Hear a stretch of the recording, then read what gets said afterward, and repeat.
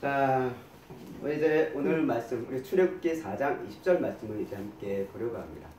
우리가 이런 제가 어렸을 때 기억에 이런 전래동화를 본 적이 있습니다. 어떤 교동화냐? 이제 도깨비 방망이가 나오는 전래동화 얘기죠. 뭐 이제 아마 잘 아실 것 같지만 도깨비 방망이면 어떤 겁니까? 한마디로 금나라 뚝딱하면 금이 나오고 은나라 뚝딱하면 은이 딱 나오는 그런 도깨비 방망이에 대한 하나의 모티브로 전래동화라는 게 동화가 있는 것을 우리가 접한 적이 있을 거라고 생각이 되어집니다.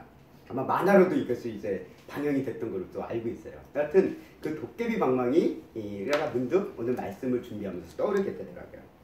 그러면서 이 도깨비 방망이 아마 어렸을 때의 심정이죠. 아니 어렸을 때뿐만 아니라 나이를 먹어서도 우리 안에 내 인생에 이런 도깨비 방망이가 있었으면 좋겠다라고 생각되어지는 순간이 최소한 한 번 이상은 있지 않을까라고 저는 생각되어집니다. 어리면 어린 마음대로 이 도깨비 방망이가 있었으면 좋겠다. 왜? 내가 가지고 싶은 거, 우리 부모가 잘 안 사주는 거, 그런 거 도깨비 방망이가 있으면 다 될 것 같아요.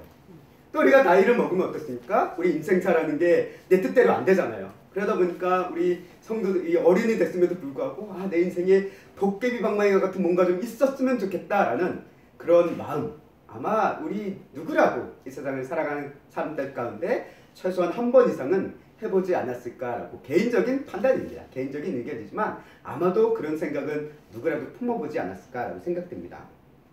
오늘 우리가 말씀을 보다 보면 이 도깨비 방망이와 같이 아주 신비한 일을 일으키는 물건을 우리가 하나 보게 됩니다. 그 사람은 자신이 가지고 있는 이 물건, 그리고 이것을 놀라운 일을 행합니다. 그 사람은 이것을 통해서 애굽에 수많은 재앙을 일으키기도 합니다.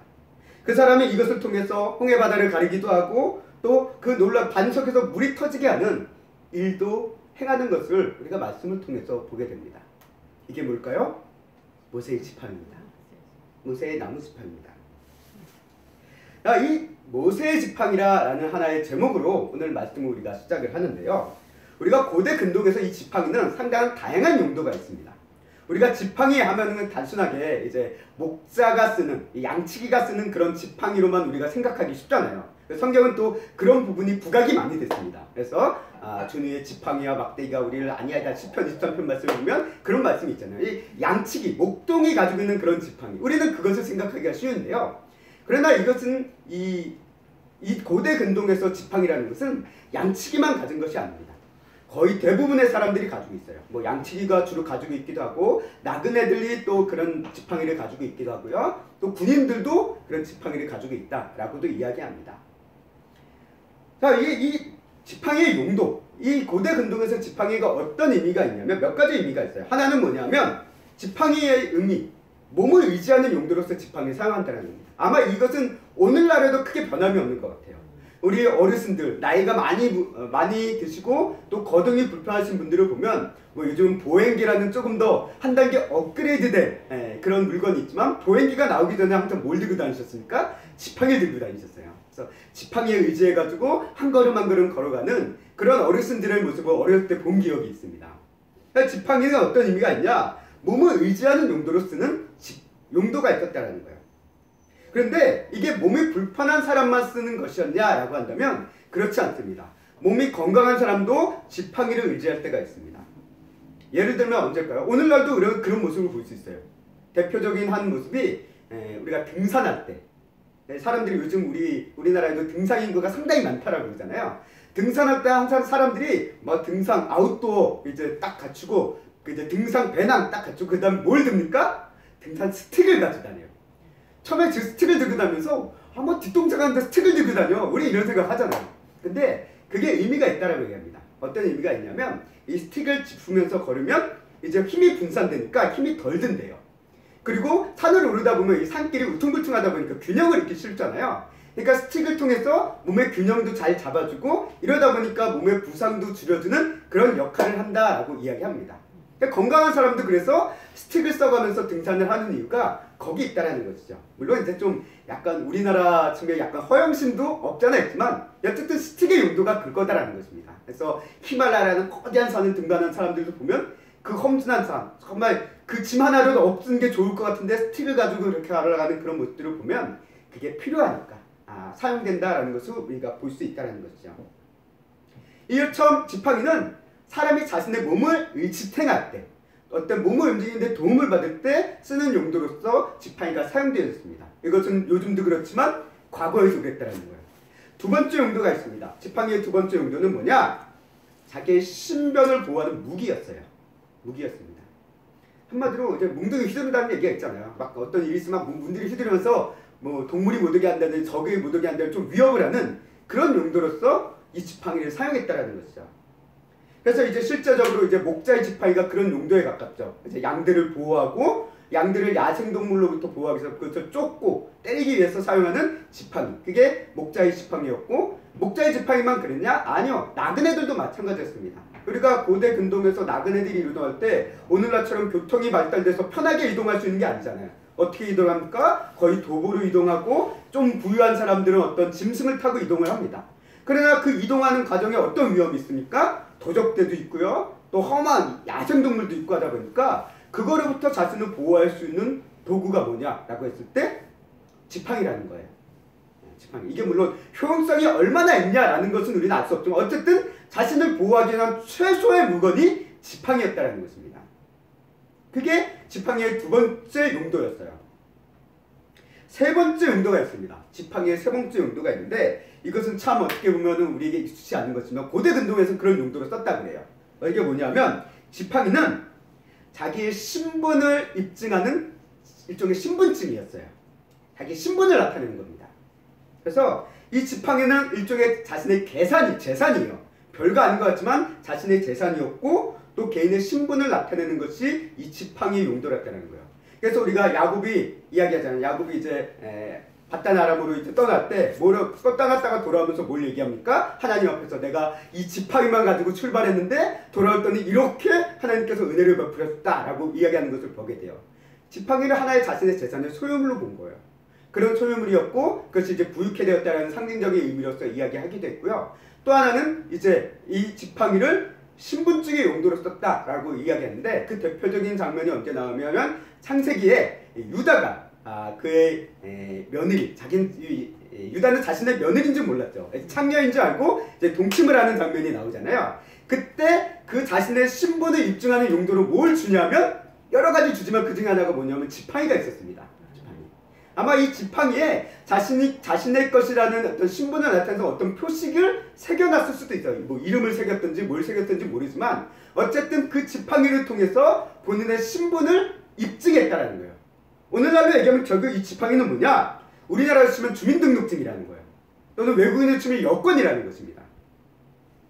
이런 용도로 쓰던 것이 지팡이였고요. 또 이제 지팡이는 하나의 일종의 권위를 상징하는 그런 용도로 쓰이는 것이 지팡이도 합니다. 그래서 이제 왕들이 가지고 있는 어떤 지팡이가 있잖아요. 이것을 뭐 규라고도 표현하고 있고 홀이라고도 표현하고 있는 그런 성경의 구조를 보게 되는데 그것도 일종의 지팡이입니다. 이렇게 고대 근동에는 지팡이의 용도가 다양했습니다. 그러나 이런 다양한 용도를 가진 지팡이였지만 대부분 일반 사람들이 가지고 있는 지팡이는 재질이 뭐냐? 평범한 나뭇가지라는 거예요. 나무 뭉둥이에 불과합니다. 경우에 따라서는 갈대 줄기를 사용해서 만드는 아주 빈약한 지팡이일 때도 있다는 거예요. 결국 지팡이 자체는 뭐냐라고 봤을 때 평범하기 그지없는 흔한 막대기예요. 누구라도 얻고자 하면 만들고자 하면 쉽게 만들고 얻을 수 있는 게 그런 지팡이였다는 겁니다. 오늘날이야 뭐 지팡이 하면 돈 주고 사야 된다. 좋은 지팡이는 돈 주고 사야 된다. 그럴지 모르지만 우리도 지팡이를 갖고자 하면 얼마든지 지팡이를 만들 수 있죠. 어디 뒷동산 가면 산에 나뭇가지 떨어져 있는 것도 대충 다듬어가지고 이렇게 치면 지팡이가 되는 거잖아요. 고대 근동의 지팡이는 거의 그런 식으로 얻었다라고 우리는 생각해 볼 수 있을 것 같습니다. 우리 성도님들 가운데 십계라는 고전 영화를 보신 분이 있으실 것 같은데요. 그때 모세 역을 맡은 찰턴 헤스턴이라는 사람이 들고 나오는 모세의 지팡이가 있다라고 얘기해요. 근데 그 영화에서 보여주는 모세의 지팡이는 어떠냐면 되게 길대요. 길고 크고 굵고 뭔가 좀 좋아 보이는 그게 영화에서 보여주는 그 지팡이의 이미지인데요. 실제 모세의 지팡이라고 알려지고 실제 모세가 사용했다라는 건 아니지만 모세가 이런 지팡이를 사용했을 것이다 라고 일반적으로 보는 고고학적으로 보는 그런 모세의 지팡이라고 하는 것이 토크와크 궁전의 박물관이라는 곳에 놓여 있다고 합니다. 그 박물관에 가서 모세의 지팡이를 보면 그 모습을 보면 너무나도 초라해요. 크기가 1m 언저리에 되고 아주 가느다란 가지로 만들어진 그런 지팡이를 박물관에 이제 배치해놨다라고 이제 이야기하는 것을 본 바가 있습니다. 그리고 실제 중동의 목자들이 그런 사용하는 지팡이들은 영화에서나마 거대한 이런 지팡이, 길고 멋진 지팡이가 아니라 그냥 평범하고 가느다라고 아주 자그마한 그런 지팡이를 사용한다라고 이제 이야기를 하고 있습니다. 자, 이런 지팡이 하나님께서 모세에게 이렇게 묻습니다. 어떤 말씀을 하시냐? 4장 2절 말씀에 함께 읽어보도록 하겠습니다. 시작. 여호와께서 그에게 내 이르시되 손에 있는 것이 무엇이냐? 그가 이르되 지팡이니이다. 아멘. 하나님께서 모세를 만났습니다. 출애굽 시내산에서 모세를 만나죠. 그 모세를 만날 때 여러 가지 이제 이야기 과정 가운데 오늘 이제 4장의 말씀, 거의 이제 모세와의 대담이 거의 끝나가는 과정이에요. 말씀이 또 모세와 이해가는 과정이 거의 마지막 부분인데 그때 하나님께서 모세에게 묻습니다. 야, 네 손에 있는 게 뭐냐? 라고 물으시는 거죠. 그때 모세가 말하는 것은 무엇입니까? 지팡이입니다. 라고 했을 때 이 지팡이는 어떤 지팡이냐? 뭐 엄청나게 비싼 지팡이, 엄청나게 특별한 지팡이가 아니라 누구라도 흔히 가지고 있는 평범한 지팡이라는 거예요. 다른 사람이 봐도 특별할 것이 없는 그런 지팡이. 어떻게 보면 모세가 40년 동안 이 광야 생활을 하면서 이 시내산 아래에서 살면서 여기저기 손때가 묻고 흠집도 생기고 때로는 뭐 여러 가지 상처도 있는 그런 지팡이, 어떻게 보면 허름해 보이는 지팡이, 그런 지팡이를 지금 하나님께서 가르치고 계시고 또 이제 모세도 그것을 이야기하고 있는 것을 우리가 보게 됩니다. 어떻게 보면 모세가 하나님 앞에 내보인 이 지팡이 그 자체는 모세 인생 그 자체를 대변한다라고 우리는 생각해 볼 수 있다는 거예요. 아마 모세가 애굽에 있었을 때 모세는 어떤 지팡이를 가지고 있었을까요? 애굽의 왕자였으니까 화려한 지팡이 가지고 있었을 거예요. 뭐 보석이 달리고 어떤 뭐 그런 지팡이. 왜? 최소한 왕족이니까, 왕은 아니더라도 왕족이니까 가지고 있는 지팡이가 평민들 거라는 같을 수가 없죠. 좋은 걸 들고 있었을 겁니다. 그런 모세가 도망자로 전락하면서 40년 동안 들고 있던 지팡이가 뭡니까? 이런 평범한 지팡이. 그냥 광야에서 허신해산 아래서 모진 정말 고독과 외로움과 정말 어떻게 보면 자기 비하와 뭐 여러 가지 이런 감정에 짓눌리고 억눌리고 깎이고 흠집 생긴 그런 지팡이, 인생과 같은 지팡이, 모세 자신의 모습을 대비하는 그 지팡이, 그것을 하나님 앞에 내밀고 있고 하나님께서는 그것을 손으로 가리키고 계신다는 거예요.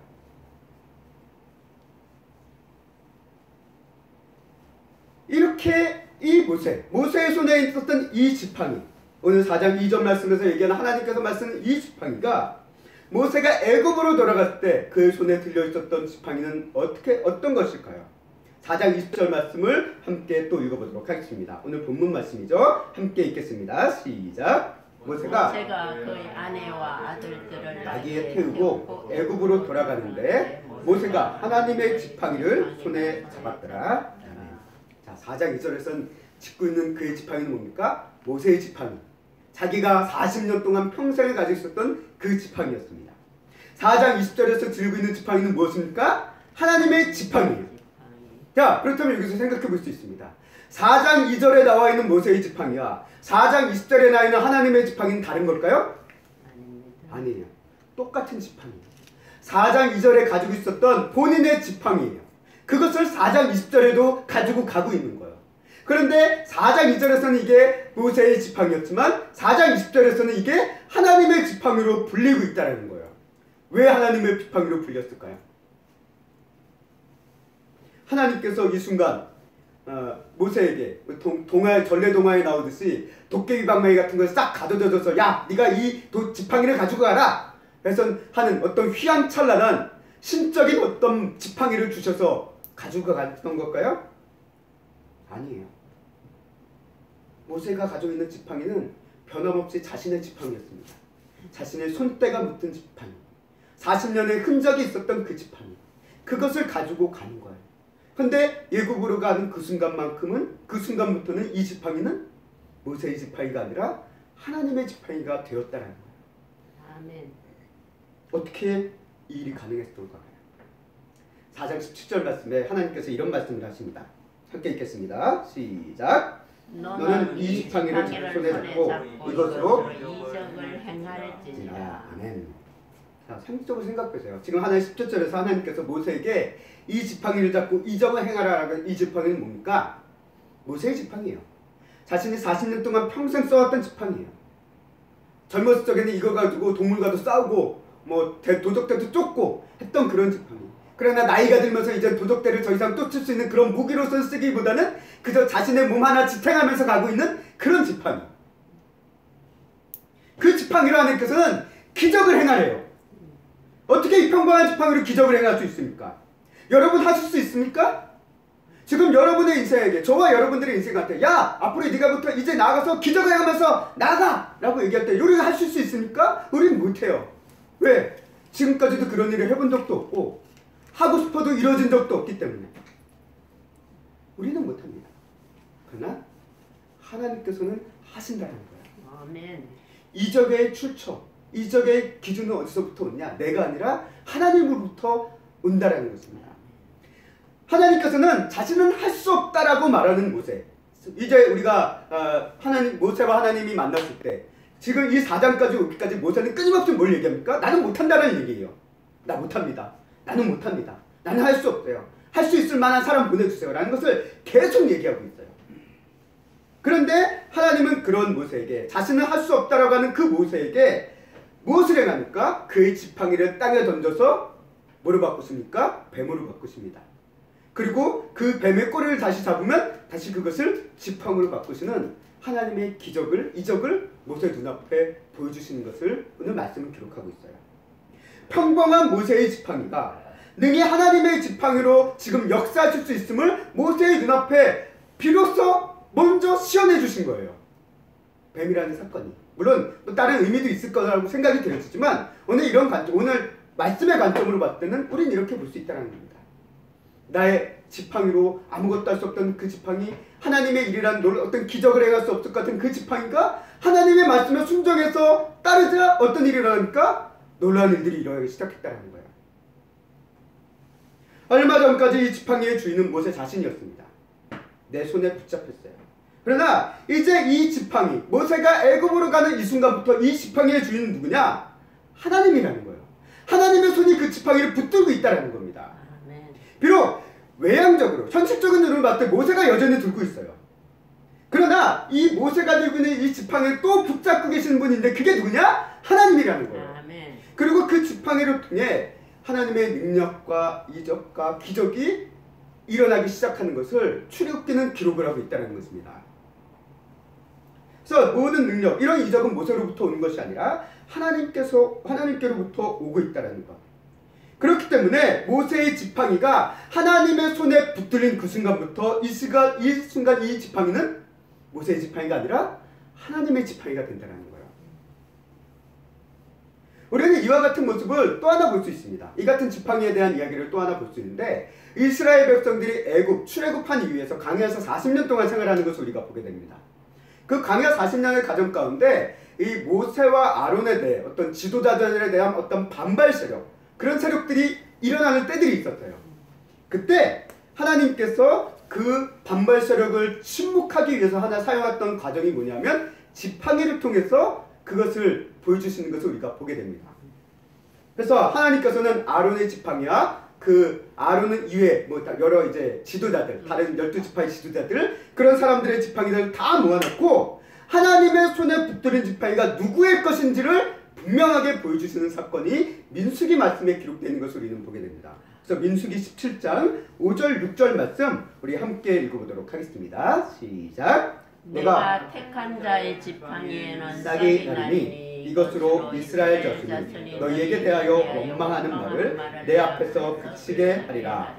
모세가 이스라엘 자손에게 말하매 그들의 지휘관들이 각 지파대로 지팡이 하나씩을 그에게 주었으니 그 지팡이가 모두 12이라. 그 중에 아론의 지팡이가 있었더라. 이렇게 하나님께서 지팡이를 뭐라고 그러세요? 아까 얘기했죠. 지팡이는 자신의 신분도 증명한다고 그랬잖아요. 각자의 신분을 증명하는, 한마디로 오늘날 얘기하면 주민등록증을 그냥 내놓은 거예요. 그럼 다 모아놓고 하나님께서 택하신 지도자가 누구냐 보라. 하나님의 손에 붙들린 지도자가 누구인가 보자 라고 이제 하는 것이 이 장면이라는 것이죠. 그 결과는 우리가 잘 알고 있습니다. 민수기 말씀을 통해 보면 어떤 지팡이에 어떤 일이 일어납니까? 아론의 지팡이에 싹이 납니다. 그리고 꽃이 핍니다. 그리고 살구 열매가 맺어요. 열매가 맺어요. 놀라운 일이 일어납니다. 우리가 생각해 보세요. 지팡이 자체는 이미 생명이 없는 지팡이에요. 우리가 보통 지팡이를 쓰는 거는 딱 습기가 딱 잘 마르고 단단하고 이런 지팡이를 쓰지, 습기가 있고 아직 그런 지팡이를 잘 쓰진 않을 겁니다. 그래서 한마디로 메마른 지팡이, 단단한 지팡이, 한마디로 죽은 그 나무까지, 그거를 가지고 지금 다 모아가지고 하나님 모았는데, 그 지팡이 가운데 하나님의 손길이 임하자, 하나님께서 붙드시자 생명이 임하기 시작함을 이 아론의 지팡이에 대한 이야기를 통해서도 우리는 볼 수 있다는 것입니다. 이처럼 지팡이가 중요한 게 아니라, 지팡이가 위대한 게 아니라 지팡이 위에 역사하시는 하나님의 손길이 중요하고 하나님이 위대하시다라는 것을 성경은 우리에게 분명히 이야기하고 있다는 것이죠. 아멘. 그게 오늘 이 말씀 속에 나오는 모세의 지팡이라는 것입니다. 근데 한편 우리가 하나님을 믿습니다. 하나님을 믿는 우리에게 가지고 있는 착각 중 하나가 뭐냐면, 우리는 하나님을 믿는 순간부터, 예수님을 믿는 순간부터 우리에게 도깨비 방망이가 생긴 거로 착각이 쉽다는 거예요.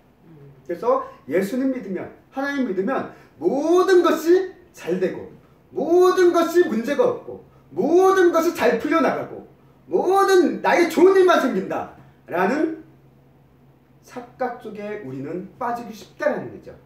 어떻게 보면 이게 우리 한국적인 사상이 가지고 있는 기복신앙에서 시작되어지는 관점이라고 저는 생각이 되어집니다.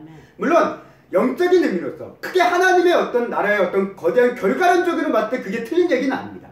그러나 우리 성도들의 삶의 현실을 봤을 때 예수님을 믿고 난 이후에 어려움이 없으신 적이 있습니까? 어려움이 있어요. 여전히 힘들 때도 있습니다. 또 생각지 못한 아픔이 올 때도 있습니다. 갈등이 올 때도 있습니다. 예수님을 믿었는데도 힘들 때가 많이 있어요. 그런 사람들이 예수님을 믿는 게 내게 도깨비 방망이가 생겼다고 생각하면 이 예수님에 대한 믿음을 끝까지 붙잡을 수가 없다는 거예요. 예수님 믿었는데 안 좋은 일이 생겼는데 그럼 예수님 믿어서 뭐해? 라고 생각하면서 떠난다라는 거죠. 그 이유가 뭘까요? 자신이 예수님을 믿으면서 나에게 예수님이라는 어떤 도깨비 방망이, 이걸 내가 가진 거로 착각했다는 거예요. 하지만 우리는 하나님의 지팡이로 불리는 이 모세의 지팡이가 놀라운 일을 행하는 그 순간들에 대해서 다시 한번 볼 필요가 있습니다. 어떨 때 이런 놀라운 일이 일어나느냐, 어떤 순간에 이런 일들이 벌어질 수 있었느냐 라고 말이죠. 우리가 성경 말씀을 보다 보면 모세는 자신의 손에 들린 이 하나님의 지팡이를 가지고 애굽으로 향한 이유부터 그의 삶에 대한 이야기를 봤을 때 이 하나님의 지팡이를 자기 마음대로 원하는 뜻을 이루기 위해서 사용한 적은 한 번도 없습니다. 항상 이 지팡이를 사용할 때 어떻게 사용합니까? 하나님이 말씀하시면 사용했다는 거예요. 하나님께서 말씀한 이후에 그 뜻에 따라 순종하며 사용했다는 거예요. 딱 한 번 그 뜻에 따르지 못한 순간이 한 번 있었죠. 무리바 물 사건. 그것 때문에 이제 하나님께서 모세와 아론이 이제 가나안 땅에 못 들어가게 하나의 계기가 되게 했는데, 그때 이후로는 그 외에는 모두 다, 그때도 어떻게 보면 크리바트가 하나님의 말씀에 순종하는 과정이었어요. 그러나 그 과정이 순종이 온전치 못한 순종이었기 때문에 하나님 앞에 이제 좀 하나님의 어떤 그런 징계, 어떤 하나님께서 말씀하신 그런 모습들이 있다라는 것을 우리는 보게 되죠. 다시 말해 이 하나님의 뜻에 순종하며 지팡이를 사용할 때 비로소 하나님의 능력이 모세의 지팡이를 통해서 나타났다라는 거예요. 모세 자신이 하나님의 능력을 끌어와서 사용한 것이 아니다라는 겁니다. 우리가 이 하나님의 지팡이에 대한 개념을 잘 아셔야 돼요. 도깨비 방망이라는 건 뭡니까? 내가 그 능력을 사용하는 거예요. 내가 원하는 때 그 능력을 사용하는 게 도깨비 방망이에요. 그러나 하나님의 지팡이는 그게 아닙니다. 내가 사용하는 것이 아니라 하나님께서 뜻하실 때 사용하는 거예요. 하나님께서 말씀하실 때 순종하며 따르면서 사용하는 것이 하나님의 지팡이의 모습이라는 것이죠. 그때 하나님의 일들이 나타난다는 것입니다. 자, 저는 이런 모세가 들고 있는 이런 하나님의 지팡이를 통해서 문득 이런 생각이 들었어요. 우리와 예수님의 관계가 떠오르게 됩니다. 예수님께서는 제자들에게 어떤 말씀을 하십니까? 요한복음 15장 5절 말씀에 이런 얘기를 하시죠. 함께 읽겠습니다. 시작! 나는 포도나무여 너희는 가지라. 그가 내 안에 내가 그 안에 거하면 사람이 열매를 많이 맺나니 나를 떠나서는 너희가 아무것도 할 수 없습니다. 우리가 잘 알고 있는 말씀이죠. 예수님께서는 자신과 제자들 또 믿음의 백성들과의 관계를 포도나무와 덧붙인 가지로 표현하고 있는 것을 우리가 보게 됩니다. 근데 이것을 오늘 모세의 지팡이라는 개념으로 생각해 봤을 때 그 모세의 지팡이라는 개념으로 바꿔봐도 크게 다르지 않다라는 거예요. 예수님의 손에 붙들림 받은 그 지팡이와 같은 그리스도인이 되어질 때 이와 같은 일이 우리에게 비로소 일어날 수 있다는 거예요. 다시 말해 예수님은 예수님의 손에 우리 성도들 한 사람 한 사람의 지팡이처럼 붙들려 있는 그 순간 너희가 열매를 많이 맺을 수 있다는 것입니다. 그러나 이 예수님의 손에 떠나 있는 지팡이는 아무것도 할 수 없다는 거예요. 아무것도 할 수 없는 거예요. 우리 성도가 마치 하나님의 지팡이와 같은 삶이 되려면 결국 무엇이 필요하냐? 저와 여러분들 모두가 예수님의 손에 붙들려 있어야 된다는 거예요.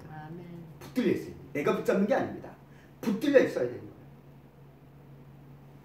하나님의 뜻에 순종하시며 또 하나님의 뜻만 나타내시기 위해서 살았던 그 예수님. 어떻게 보면 모세의 모습이 이런 예수님의 모습에 대한 하나의 예표적인 모습이잖아요.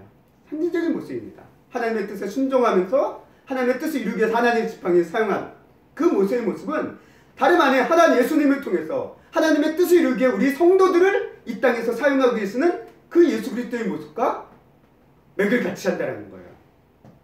그래서 예수님께서 우리 그리스도인을 하나님의 지팡이와 같은 모습으로 사용하시며 하나님의 나라를 이뤄가시고 하나님의 구원을 이뤄가시는 것이 오늘날 이 시대의 하나님의 역사하심이다라는 것을 우리는 교회를 통해서 또 많은 선교지 어떤 이야기들을 통해서 듣게 된다는 것입니다. 모세가 자신의 손에 들린 그 지팡이를 통해 애국과 수많은 사람들에게 하나님의 크고 놀라운 일을 보인 것처럼 예수님은 우리 그리스도인이라는 이 지팡이를 붙드셔서 하나님은 이 세상에 놀라운 일들을 행하면서 나아가고 계신다는 거예요. 그래서 요한복음 14장 12절에서부터 14절까지의 말씀 우리 함께 읽겠습니다. 시작! 내가 진실로 너희에게 이르노니 나를 믿는 자는 내가 하는 일도 그 일을 기도할 것이요 또한 그보다 큰 일도 하리니 이는 내가 아버지께로 감이라. 너희가 내 이름으로 무엇을 구하든지 내가 행하리니 이는 아버지로 하여금 아들로 말미암아 영광을 받으시게 하려 함이라. 내 이름으로 무엇이든지 내게 구하면 내가 행하리라. 아멘. 이 말씀 내 이름으로 내게 구하면 내가 뭐든지 하리라라는 이 말씀의 전제는 뭡니까? 예수님 손안에 있는 거예요. 예수님 손안에 붙들려 있는 거예요. 그저 내가 이루고 싶은 거 다 기도하는 도깨비 방망이의 의미가 아니에요. 예수님 손안에 붙들려 있을 때. 그래서 12절 말씀이 얘기하죠. 그래서 내가 한 일도 하고 그보다 더 큰 일도 할 수 있는데 그 이유가 뭐냐? 예수님께서 붙들고 계시기 때문에 그래요. 내가 뛰어나서가 아니라 내가 하나님보다 더 능력이 있어서 예수님보다 더 성령 충만해서가 아니라 예수님이 우리를 붙들고 계시기에 예수님 통해서 하나님의 능력이 우리에게 흐르기에 우리는 예수님께서 하신 일보다 더 큰 일도 할 수 있고 또 우리가 그런 예수님을 향해 기도할 때 주님께서는 그 기도를 능히 들어주시고 행하실 것이다 라는 것을 오늘 말씀을 통해서 우리에게 이야기하고 있다는 것입니다. 그래서 포도나무의 가지의 이야기가 쭉 이어지는 거죠. 여기까지도 계속 이어지는 겁니다. 따로 떨어진 게 아니에요. 결국 우리 그리스도인들 자체가 예수 그리스도 안에서 하나님의 지팡이와 같은 존재가 능히 될 수 있음을 예수님께서 말씀하셨다는 거예요. 저와 여러분들은 하나님의 지팡이가 될 수 있음을 믿으시기 바랍니다. 왜 언제? 예수님의 손에 우리가 붙들려 있을 때, 예수님 손에 꽉 붙들려 있을 때. 그래서 사도 바울은 자기에 대해서 얘기해요. 예수 그리스도께 붙잡힌 바 되었다라고 얘기합니다. 잡힌 바 되었다라고 얘기합니다. 우리는 예수님께 잡혀야 돼요. 붙들려야 돼요. 그래야지 그 하나님의 능력이, 하나님의 생명이 우리 성도들 여러분들을 통해서 역사하고 또 여러분들을 통해서 흘러나아갈 것임을 성경은 우리에게 이야기하고 있다는 것입니다. 한번 생각해 보시기 바랍니다. 저 여기 펜이 있어요. 펜이 있는데 제가 이 펜을 통해서 글을 쓰려고 해요. 근데 이 펜이 막 자기 멋대로 움직여요. 그래서 내가 원하는 글자를 못 쓰게 만든다고 생각해 보십시오. 어떻게 하십니까? 내가 이거 쓸 수 없는 펜이니까 버릴 수밖에 없어요. 왜? 내가 쓰고 싶은 글자는 다른 게 있는데 이 펜 혼자가 막 지멋대로 움직이고 다른 글자를 쓰면 이 펜을 쓰겠습니까? 못 쓰죠. 버려야죠. 예수님의 손에 붙들려 있다는 의미는 그건 뭐냐? 내 의지로 움직인다는 게 아니에요. 예수님의 뜻에 따라 움직인다는 것도 포함하고 있다는 것입니다. 아멘. 결국 예수님께 순종할 때 비로소 하나님의 지팡이와 같은 존재로서 살아갈 수 있다는 것. 이건 모세를 통해서도 보여주잖아요. 모세가 하나님의 말씀에 순종할 때 그 지팡이가 하나님의 지팡이로서 역사하는 것을 보여준 것처럼 우리 그리스도인들도 예수 그리스도 안에서 하나님의 말씀에 순종할 때 우리의 삶을 통해서 하나님의 놀라운 일들이 이루어져 갈 수 있음을 성경은 우리에게 이야기하고 있다는 것입니다. 그래서 사도 바울은 이렇게 예수님께 붙잡힌 바 되어진 지팡이와 같은 이 표현을 자신의 방법으로 고백할 때 이렇게 이야기합니다. 갈라디아서 2장 20절 말씀 함께 읽겠습니다. 시작. 내가 그리스도와 함께 십자가에 못 박혔나니 그런즉 이제는 내가 사는 것이 아니오 오직 내 안에 그리스도께서 사시는 것이라.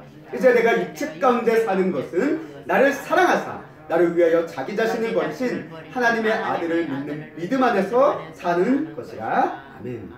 다 갈라디아서 2장 20절 참 긴데 그 말씀을 한마디로 요약하면 뭡니까? 나는 죽고 예수가 산다 라는 말이에요.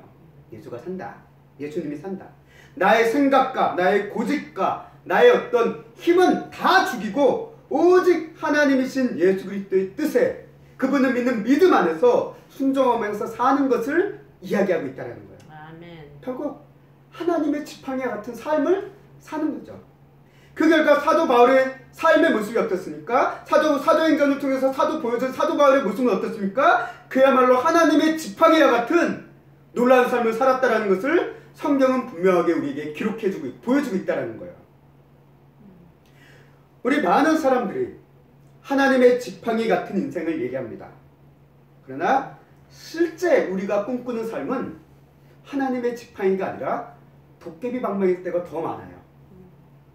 내가 원하는 것, 내가 이루고 싶은 것, 내가 가질 수 있는 모든 것들이 이루어져주고 나의 모든 방해물들을 치워주고 모든 내 인생이 그야말로 한탄대로로만 만들어줄 수 있는 도깨비 방망이 신앙. 우리가 기독교 신앙을 그렇게 바라보면서 살아온 것이 많다라는 것을 부인할 수 없을 것 같습니다. 그러나 오늘 성경은 우리에게 얘기합니다. 그리스도에 대한 신앙은 도깨비 방망이 신앙이 돼서는 결코 안 됩니다. 하나님의 지팡이의 신앙이 되어야 된다는 거야. 이 하나님의 지팡이의 신앙, 내가 원하는 것을 받게 해주는 지팡이가 아니라 하나님의 뜻이 나타나는 지팡이고 하나님의 뜻에 순종하며 살아가는 지팡이고 그때 하나님의 놀라우신 역사가 이루어지는 그런 지팡이, 그게 하나님의 지팡이의 신앙이다라고 저는 오늘 말씀을 준비하면서 정리를 해봤습니다. 하나님의 뜻에 순종할 때 하나님의 뜻을 이루어가는 과정 속에서 하나님께서 분명 크고 놀라운 일을 일으키십니다. 그게 출애굽의 현장이었어요. 출애굽의 현장. 이게 단순히 애굽인을 치는 과정 여러 가지 의미가 있지만 결국 그 모든 과정의 본질은 뭡니까? 과정 속에 담겨져 있는 하나의 의미는 모세가 하나님 앞에 늘 순종했다라는 것. 순종의 지팡이를 늘 뻗었다라는 것입니다. 그 결과 그 나라가 그야말로 뒤흔드는 일을 하나님께서 능히 행하신 것을 보여주다라는 거예요. 저와 여러분도 마찬가지입니다. 저와 여러분들이 이 세상에서 하나님의 지팡이가 되어질 때 여러분들을 통해서 한 사람 한 사람을 통해 이 세상을 능히 힘들 수 있는 하나님의 지팡이와 같은 위대한 성도가 될 수 있기를, 성도가 되어질 것을 저는 믿습니다. 아멘. 성도 여러분, 우리 기독교 신앙을 도깨비 방망이 신앙으로 착각하지 마시기 바랍니다. 도깨비 방망이 신앙이 아닌 하나님의 지팡이의 신앙을 붙드시기 바랍니다. 오늘 이제 말씀을 마치고 정리하겠습니다. 오늘 말씀을 묵상하고 준비하며 지팡이라는 것을 묵상해 봅니다. 이 지팡이 자체가 그냥 우리 자신처럼 저는 느껴졌어요. 평범하고 보잘것없고 흔하디 흔한 나무 조각, 길에 널려져 있는 그런 나무 조각, 그것을 지팡이로 만든 그런 모습, 때로는 사람들에게 발로 밟고 땔감으로도 쓸만한 그런 지팡이, 아무 큰 가치 없어 보이는 그런 지팡이, 먼지와 흠과 손때가 묻고 초라한 그 나무 지팡이. 근데 하나님께서는 이 지팡이를, 이런 지팡이를 하나님의 놀라운 능력이 나타나는 하나님의 지팡이로 바꾸셨음을 이 말씀을 통해서 봅니다. 하나님께 우리가 어떤 모양의, 어떤 재질의 지팡이인지는 크게 중요하지 않습니다. 뭐 사람들은, 어떤 사람은 보석과 같은 지팡이일 수도 있어요. 어떤은 뭐 쇠로 된 지팡이일 수도 있습니다. 그러나 하나님 앞에서는 재질은 중요하지 않습니다. 하나님 앞에 중요한 것은 그 지팡이가 어떤 모양이냐, 어떤 재질이냐는 중요하지 않아요. 그저 하나님께 온전히 붙잡힌 바 되어서 쓸 수 있는 지팡이냐 아니냐가 하나님 앞에 가장 중요하다는 거예요. 우리는 이 예수님을 통해서 우리 초라한 나무 지팡이와 같은 우리 인생을 많은 결실을 맺을 수 있는 하나님의 지팡이와 같은 놀라운 인생으로 예수님은 바꿔주셨음을 오늘 말씀은 우리에게 이야기합니다. 예수님의 믿음을 통해서 우리는 예수님께 붙잡힌 바가 되어졌고, 그 예수님께 붙잡힌 바 되어진 우리는 예수 그리스도 안에서 하나님의 놀라운 일들이 이루어져가는 그 하나님의 지팡이와 같은 그런 인생으로 변화되었음을 저는 믿습니다. 그동안은 우리는 평범한 시간에서 아무것도 할 수 없었어요. 세상 속에서 뭔가를 이뤄보려고 열심히 떴지만 아무것도 이룰 수 없는 그런 평범하고 초라한 그 나무 지팡이였던 우리가 예수 그리스도의 이제 손에 붙들림으로 하나님의 큰 놀라운 일들을 바라보며 하나님의 행하신 놀라운 일들을 경험하며 이루고 나아갈 수 있는 하나님의 지팡이가 되셨음을 믿으시기 바랍니다. 지금 내 삶이 보잘것없는 나무 지팡이 같습니까? 그래도 괜찮습니다. 예수님이 붙잡아 주시면 초라한 나무 지팡이 같은 인생도 하나님의 지팡이가 됩니다. 하나님의 은혜와 사랑으로 충만한 놀라운 하나님의 지팡이 같은 인생, 그런 놀라운 기쁨을 우리 성도님들이 다 누리시게 되기를 주님의 이름으로 간절히 소망합니다. 하나님이 없는 애구방에 화려하게 치장된 그런 지팡이가 아니라 하나님의 능력과 뜻이 나타나는 하나님의 지팡이로서 사는 삶을 더 바랄 수 있는 우리 귀한 믿음의 성도들이 되시기를, 또 세움교회 성도들이 되시기를 주님의 이름으로 간절히 소망하고